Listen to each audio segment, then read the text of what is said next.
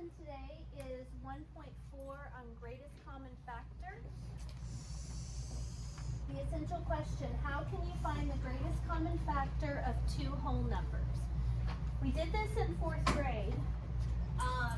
So if you're finding the factors of 16 and 20, what do we start with on 16? Chase? 16. Nope. Owen? 1 times 16. 1 times 16. You have to always start with 1. 1 times 16. Then what comes after 1? 2. 2. And 2 times what equals 16? 8. 8. Okay, 16 divisible by 3. 4. Yes. 4 times 2. 4 times 4. And we know that we're done now because 4 times 4, there's no number between 4 and itself, right? On a number line. So we've got 1, 16, 2, 8, 4, and 4. So we're done with all the factors. Okay, for 20, we start with, everybody? 1 times 4. 2 times 10. 3 times? Nothing. 4 times? 5. Okay, and we're done there because we've got the 4 and 5, which are together. Okay? So then we start looking for common factors. Common appears in both lists. So what's the greatest common factor of 16 and 20? 4. Okay. So that you guys, I feel like, know that pretty well. We went over that quite a bit in 4th grade, and you practiced it some in 5th grade. So we're going to take it a little bit further. Are you focused? Okay, what do you got in your hands? Okay, put it on your desk. You don't have your paper in front of you. You must look your eraser. Write your name at the top. Okay. Jim is cutting 2 strips of wood to make picture frames. The wood strips measure 12 inches and 18 inches. He wants to cut the strips into equal lengths that are as long as possible. So that tells you right there the greatest common factor. Into what lengths should he cut the wood? So if we start with the factors of 12, we start with 1 and 12, 2 and 6, 3 and what? 4. Okay, 1 and 18, 2 times 9, 3 times 6, and we're done. So now, what is the greatest number that appears in both those lists? Briley? 6. So the greatest common factor is 6. That means that each one of the strips that he cuts the wood into is going to be 6 inches long. So that's one way to do it, to make a list of factors. Another way is prime factorization. Now when we did this yesterday with least common multiple, it was very tricky. Today it's much simpler, okay? So Avery, what we're going to do first is find the prime factors of 12 and 18.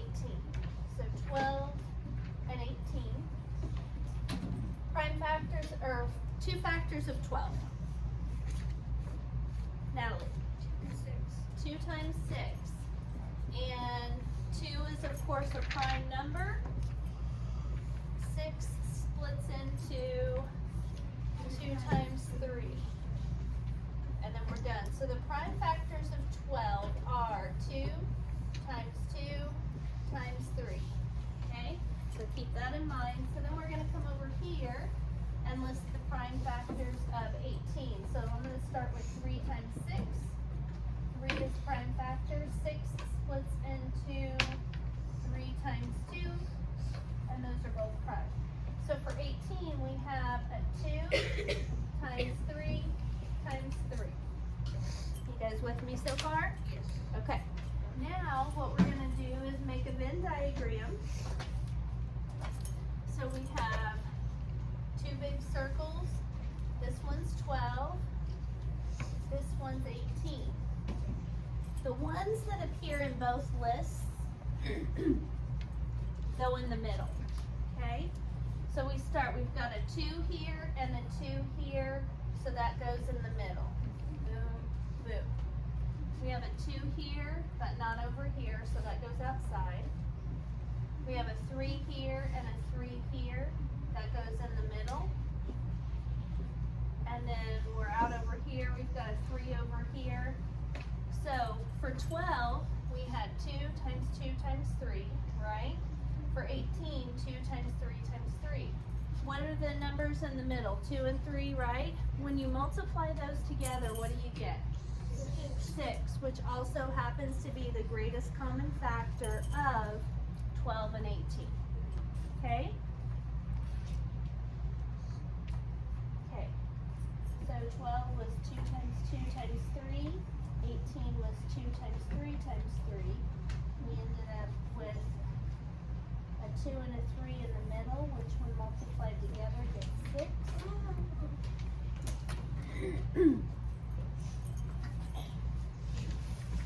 You guys need me to show you another example of that?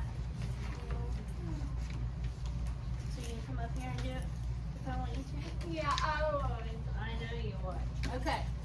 Alright. And you would be like, I don't know, Miss Peterson, I don't know. Help me. Okay. Everybody get that copy down? Okay.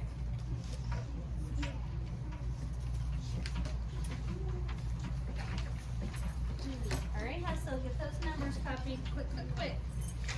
Okay, the next page is the fun page. Do you guys remember what distributive property is? No. Yes. Yes and no. Okay, so to remind you, distributive property is where we use, so if we had the problem 4 times 2 plus 5. Like this, it's where we would go the 4 times the 2 and the 4 times the 5, and then add the answers together. We distribute that 4 to each number inside the parentheses. Okay? So, multiplying a sum by a number is the same as multiplying each addend by the number, then adding the products. What they're saying, guys, is what's 2 plus 5? 7, right? Eyes up here, please. 2 plus 5 is 7, and then what's 7 times 4? 28. So if we did that problem like that, we would get 28. Now watch this. What is 4 times 2? 8. And 4 times 5? 28. They're saying you can do it that way too. Okay? That's how the distributive property works. So,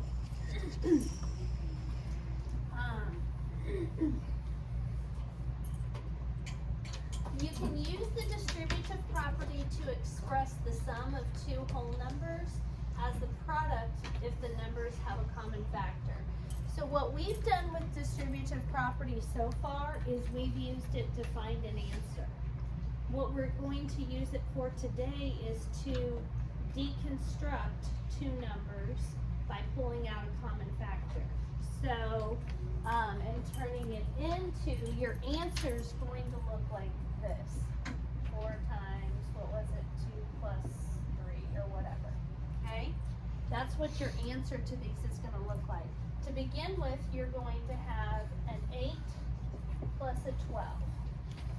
You're gonna say, what's the greatest common factor of 8 and 12?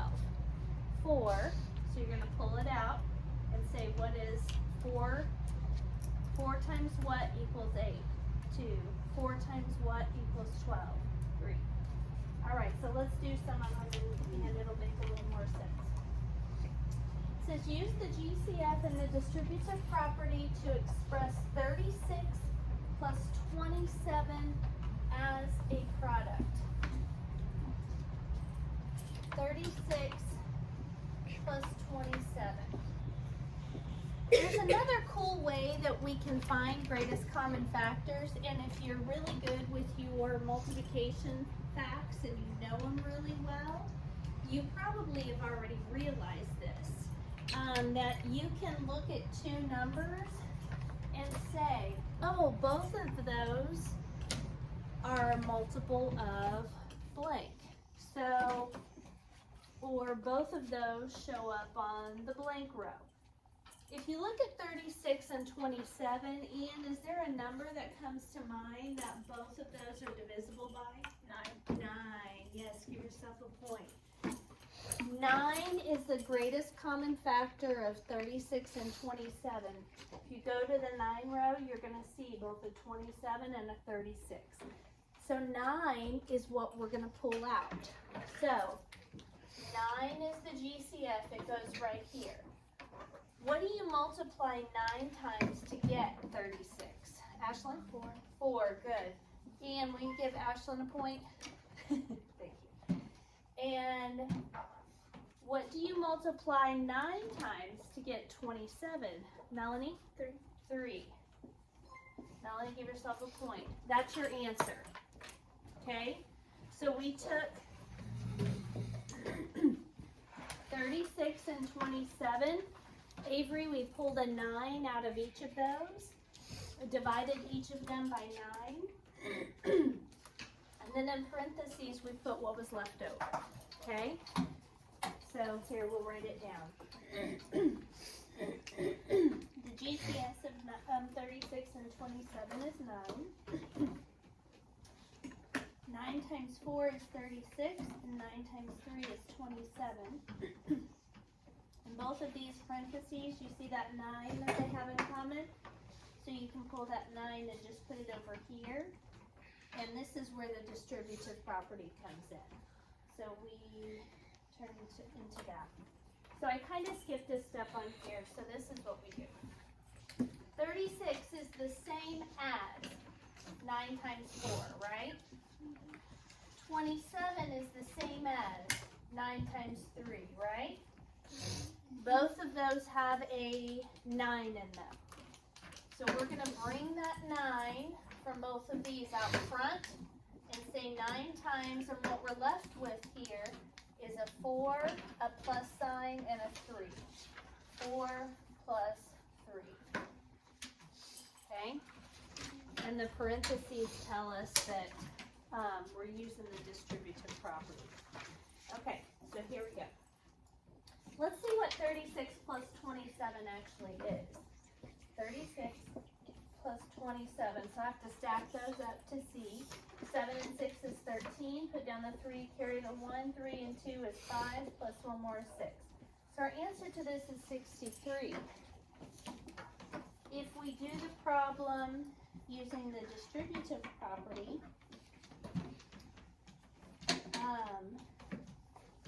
it's the same as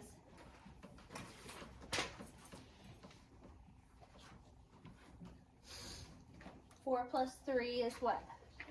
7 times 9 equals what? 63. 63, so you're going to get the same answer. All right, so we'll do several more examples so you guys will have that down.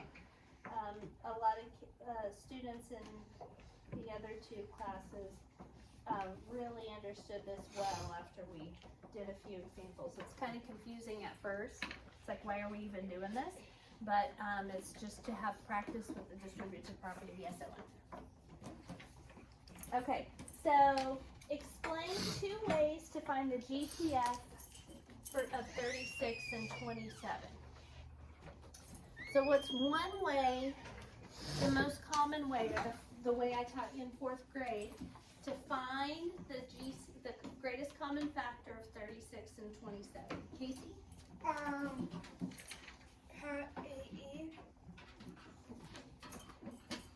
Distributive property?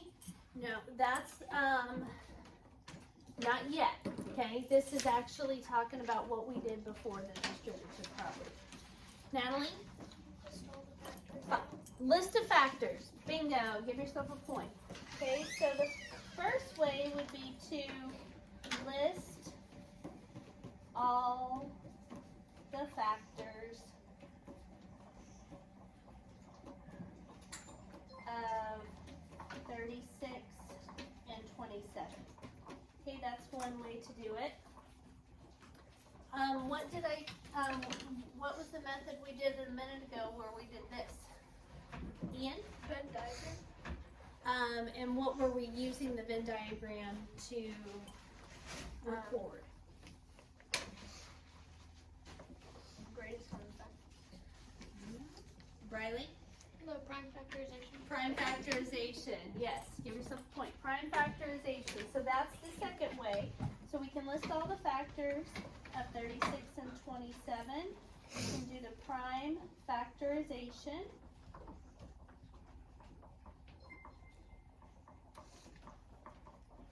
Or use a multiplication table. And the reason that I say use a multiplication table, I'll show you in just a second.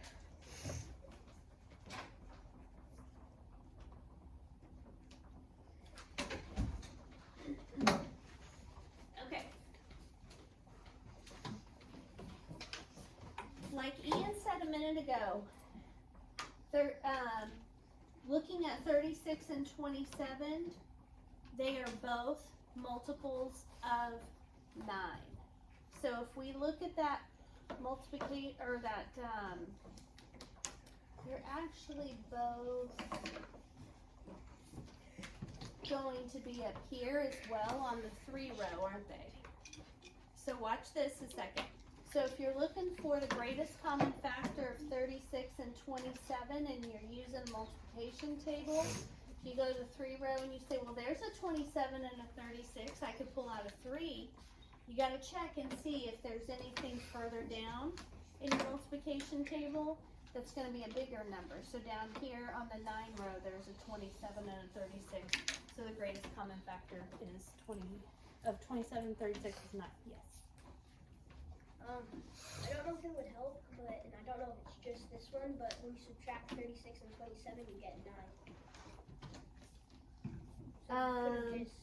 That's a very interesting point. I think that's a coincidence. So if we were finding the greatest common factor of 50 and 2, it definitely wouldn't be 48. So that's a coincidence, but that's pretty cool that you observed that. Does that make sense? Okay. All right.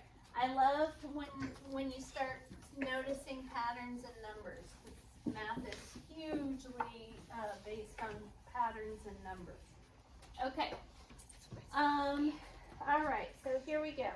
We are going to skip number 2. So you can just draw an X on it. Don't get crazy with it. Just draw an X.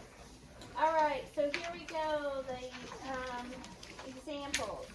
So number 1 says list the factors of 12 and 20. Then circle the GCF. Factors of 12 are 1, 2, 3, 4, 6, 12.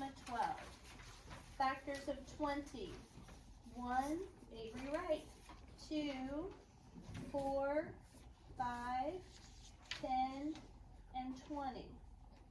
Circle the GCF. What is the GCF? Chase? 4. So we're going to circle the GCF. You can give yourself a point, Chase. Okay. Next, we have 16 and 18. We're going to find the GCF. So let me show you how to do this with your multiplication table. So 16 and 18. If I look at 16 and 18, they are both what kind of number? Ian?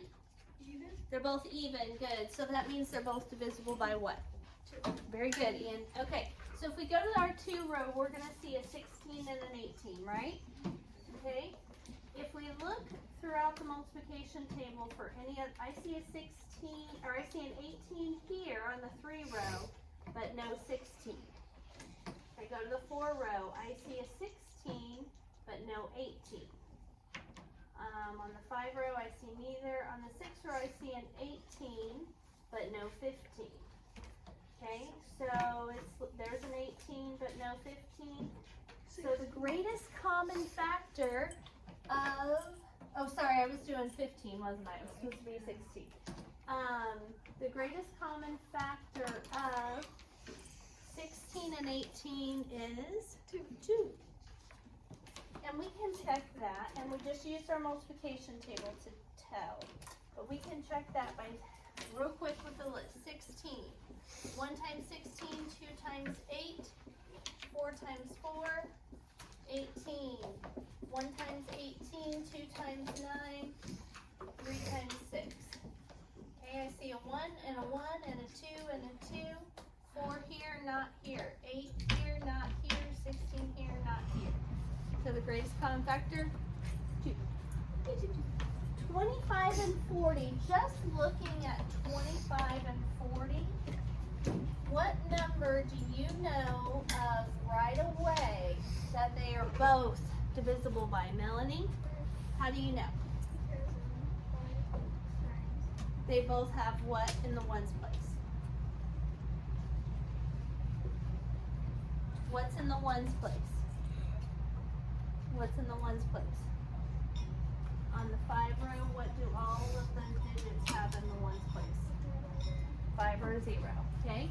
So yes, they are both divisible by 5. And so if you go to the 5 row, you'll see a 25 and a 40, right? And so 5 is the GCF. 25 only has a few factors, right? 1 times 25 and 5 times 5. You can't divide 40 by 25 because 25 times 2 is 50, and that's bigger than 40. So 5 is your only option. Okay. Melanie, give yourself a point. Okay, 24 and 40. Okay, so if we come over here, anybody have an idea of what 24 and 40 would both be divisible by? What do you think, Owen? 4. 4. Okay, so if we go to the 4 row, there is a 24 and a 40.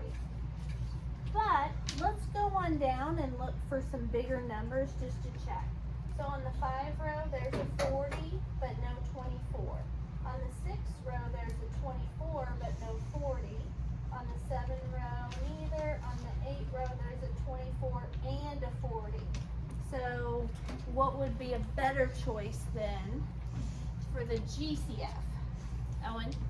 8. Does that make sense? So you can do 3 times 8 and get 24. You can do 5 times 8 and get 40. So the GCF is actually 8. And I'm glad that you said that because it let me show that you can continue to go on down. Sometimes the number that clicks in your head right away is actually too small. So be sure and check and think. All right. And then 14 and 35. What do you think of right away, Emma, that so 14 and 35 can both be divided by? 7. 7. Can you divide 14 by 7? Can you divide 35 by 7? It is 7. The GCF is 7. Nice job. All right, so Emma, on your way out, give us a point, okay? Or after I turn off the video. Okay, here's the fun ones. I enjoy doing this. This is something that was kind of new to me, or not new to me, but that I hadn't done in a long time. 21 plus 28. Okay, if you look at those numbers, what do you think of, Natalie, that they both are divisible by? 7. So here's what you're going to do. Step by step. Guys, look up here. You're going to put that, take that 7 out of this number and this number and put it right here. 7 times. What do you multiply 7 times to get 21? 3. And you got to bring down your plus sign. What do you multiply 7 times to get 28? 4. So here's the answer. 7 times 3 plus 4. That's it. Okay? So we pull out the greatest common factor, which is 7, and then multiply 3 times 4.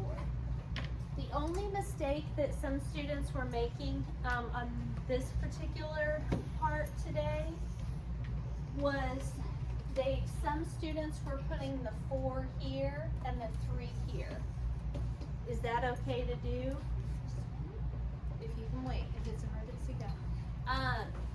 Is that something that you can do? Can you flip flop the 3 and 4?